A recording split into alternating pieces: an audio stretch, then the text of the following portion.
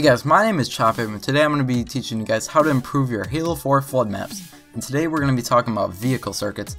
Now first thing first, I want to let you guys know that it's not a bad thing if you don't have a vehicle circuit on your map. In fact, most maps don't work with vehicle circuits. So this video is for the people that want to implement a vehicle circuit onto their map. Now one thing you want to watch out for when you place vehicle circuits is you got to know that all vehicles already have an advantage to them over infantry. So what you want to do is you want to implement a disadvantage onto your maps. Say verticality or defined routes or limited mobility, something like that, to limit the vehicle, because the vehicles already have that advantage of the fact that they have more firepower, especially on, say, the Mantis, Scorpion, Warthog, or in some cases the Mongoose. Now, an example of a map that implements one of these disadvantages is Complex. Now, Complex has the disadvantage of verticality. Now, what I mean by this is that the flood can spawn on the rooftops, and then they can just drop down onto the vehicles when they're least expecting that and take them out, so it also limits their visibility. Now, Exile is a very good example too, because it has a defined route on it.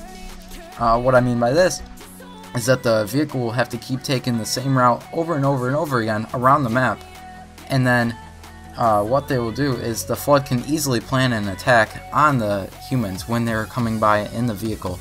So that's another example of a disadvantage. Now Ragnarok is a very bad example because it doesn't have any defined route, it doesn't have any verticality on it, and it doesn't really have any mobility issues either. Now this is exactly what you want to avoid, is big open spaces, basically, is what I mean you want to avoid when making a vehicle circuit. You might think that vehicles work on very large open maps, but in most cases that actually doesn't work out as well as you think it would. Now the preferred vehicles I would use for flood are the Mongoose and the Warthog. Now other vehicles work sometimes, but not as well all the time.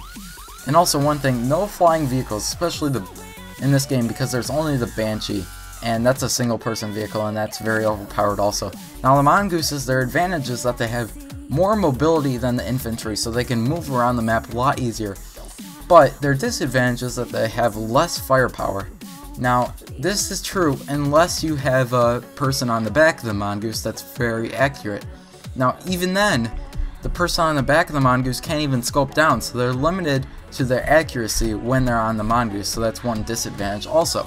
Now the Warthog has the advantage of lots more firepower than regular infantry soldier, but they are larger targets, so usually Flood will attack in packs on these Warthogs, and they'll just team up, and then the Warthog will quickly go down. And also they have less mobility, and they can not as easily adapt to the environment and get around the places as easy as the Mongoose does. Now if you guys enjoyed this video, like, comment, and subscribe, and I'll see you guys next time.